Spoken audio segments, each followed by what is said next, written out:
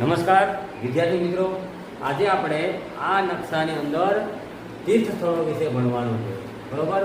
તો હું જે તીર્થ સ્થળનું નામ બોલું એ તીર્થ સ્થળને તમારે લઈ, બરોબર? અહીંયા તો તીર્થ સ્થળો બધા આપેલા છે, બરોબર? એ તીર્થ સ્થળો તમારે લઈ અને જ્યાં ત્યાં જે જિલ્લામાં કે તાલુકામાં જે સ્થળ આવેલું છે ત્યાં તમારે દર્શાવવાનું રહેશે, બરોબર? તો સૌપ્રથમ શરૂઆત આપણે આપણા ગીર સોમનાથ જિલ્લાથી કરી. તો પ્રથમ જ્યોતિર્લિંગમાંનું જ્યોતિર્લિંગ એવું સોમનાથ મંદિર ગુજરાત રાજ્યના નકશામાં ક્યાં આવેલું છે એ બતાવવાનું છે. રાજ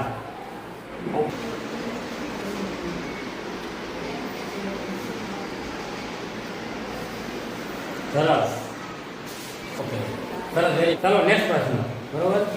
આપણે ભાવનગર જિલ્લામાં આવેલું પ્રાચીન ખોડિયાર માતાજીનું મંદિર ક્યાં આવેલું છે એ આ નકશામાં બતાવજો.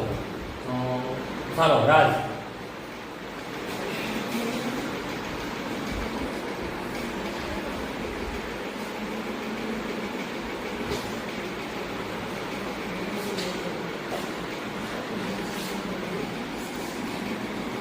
સિહોરમાં. સરસ.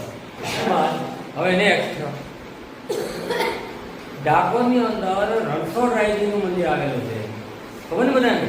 ઓકે, તો આ નકશાની અંદર કઈ જિલ્લામાં કયા સ્થળે ડાકોર રણછોડરાયજીનું મંદિર આવેલું છે, બરોબર? ચાલો વિભાગ એ બધી ક્યાં છે ડાકોરનું મંદિર? ઓકે, ચાલો.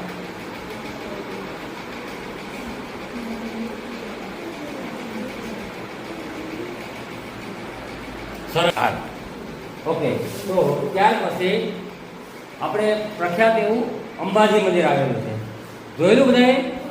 ઓકે, સરસ. તો અંબાજી મંદિર છે આ નકશામાં ક્યાં આવેલું છે એ માંડવી બતાવશે.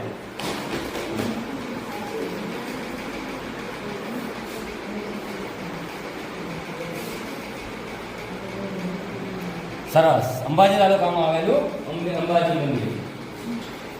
ત્યાર પછી બહુચરાજીનું મંદિર આવેલું છે, ખબર?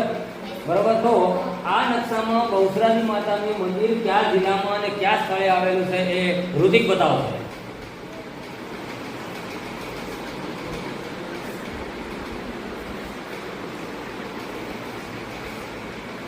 Very good.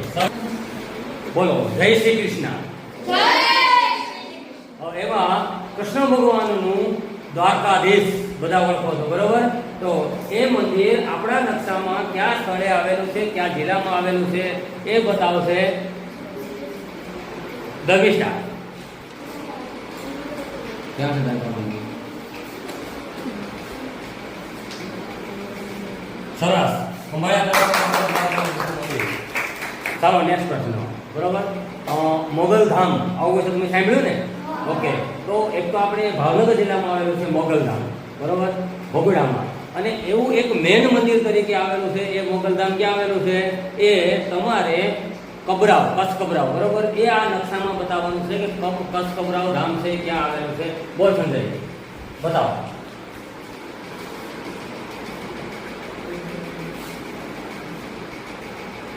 સરસ. કબરાવ. સાંભળો હવે નેક્સ્ટ પ્રશ્ન, બરોબર? મહાકાળી માતાજીનું મંદિર પાવાગઢ ખાતે આવેલું છે, બરોબર? બહુ પ્રાચીન મંદિર છે. તો આપણા આ ગુજરાતના નકશામાં કયા જિલ્લાને કયા સ્થળ ઉપર પાવાગઢ મંદિર આવેલું છે એ સંજય બતાવશે.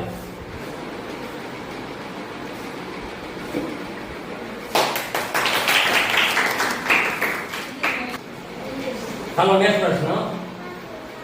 તમે બધા કષ્ટભંજન દેવ હનુમાનજી નું નામ સાંભળેલું? હનુમાનજી દેવ છે એ કષ્ટભંજનમાં આવેલા સાળંગપુર ધામ તરીકે ઓળખાય છે, બરોબર?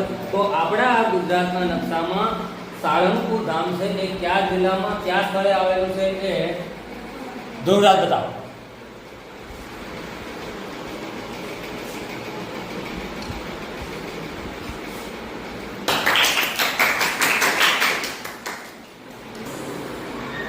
તમે જલારામ બાપાનું નામ સાંભળ્યું હશે, બરાબર? એ જેવા ભગત તો કોઈ ન થઈ શકે એવા એવું વીરપુર ધામ, બરાબર? જે હાલે પણ અત્યારે વર્તમાન સમયની અંદર પણ ડોનેશન વગર ચાલતું ધામ હોય તો વીરપુર ધામ. તો એવું ધામ આપણા આ ગુજરાત રાજ્યના નકશામાં ક્યાં આવેલું છે એ ધાર્મિક બતાવશે.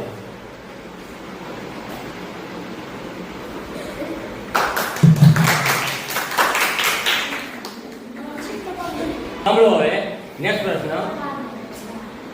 જુનાગઢ જિલ્લામાં એક સરસ મજાનું ધામ આવેલું છે, બધાને ખબર છે બરોબર, જે સતનો આધાર બરોબર, એવું સતાધાર બરોબર. તો એ આપા ગીગાનું ધામ છે.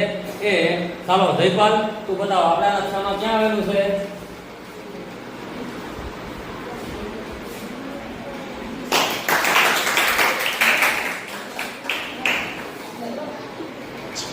સાંભળો હવે આગળ નેક્સ્ટ પ્રશ્ન બરોબર.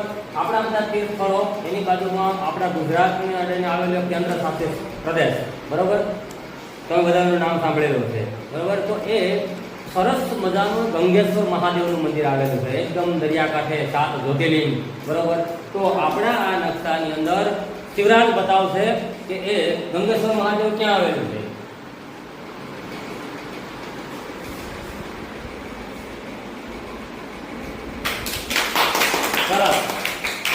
હવે બીજું આપણા એક ઉત્તર ભારતમાં એક સંતરામ તરીકે ઓળખાતા એવું સંતરામનું સુપ્રસિદ્ધ મંદિર આવેલું છે. એ આપણા ગુજરાત રાજ્યના નકશામાં ક્યાં આવેલું છે એ મહેન્દ્ર બતાવશે.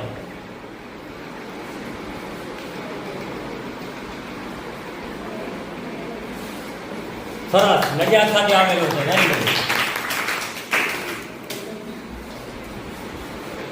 હવે નેક્સ્ટ પ્રશ્ન, જે સ્વામિનારાયણ ગુરુકુળનું એક અક્ષરધામ છે, જોવાલાયક સ્થળ, એક પર્યટક સ્થળ છે, પ્રવાસીઓ ત્યાં ફરવા જઈએ છે બરોબર, આપણો તો પ્રવાસ ત્યાં ગયેલો.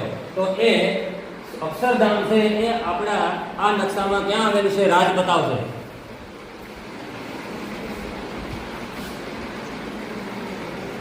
સરસ, અક્ષરધામ સ્વામિનારાયણ મંદિર. ચાલો પછીનો પ્રશ્ન છે બરોબર. એક ભાથીજી મહારાજ બરોબર, કે જે એક વસરાજ તરીકે ઓળખાય છે, એવા ભાથીજી મહારાજનું મંદિર છે એ આપણા ગુજરાત રાજ્યના નકશામાં ક્યાં આવેલું છે એ વિભાગ બતાવશે. સરસ, આગળ ખાતે આવેલું ભાથીજી મહારાજનું મંદિર. સાંભળો હવે, જે સામુંડા માતાજીનું મંદિર જે પ્રખ્યાત છે બરોબર, એવું જે સામુંડા માતાજીનું મંદિર છે એ આપણા 2 જિલ્લાઓના એક સેન્ટરમાં આવેલું છે લોકેશનમાં. તો એ મંદિર ક્યાં આવેલું છે એ રાજ બતાવશે.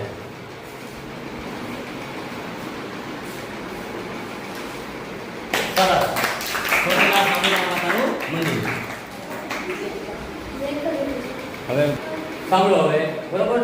નેક્સ્ટ પ્રશ્ન, એક નારેશ્વર રંત અવધૂતનો આશ્રમ આવેલો છે. એ આશ્રમ છે એ આપણા નકશામાં ક્યાં આવેલો છે એ માનવી બતાવશે.